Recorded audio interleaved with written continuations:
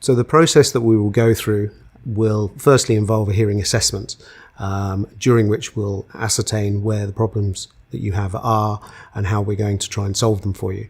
Normally after about a fortnight, we will then fit you with the appropriate technology, and in that appointment we will go through everything that you need to know. Following that, we normally see our patients every 2 weeks, normally for 3 follow-up appointments, which is adequate for most. And then after that, we will expect to see you every 6 months, whether you like it or not, and that will include retesting and reprogramming.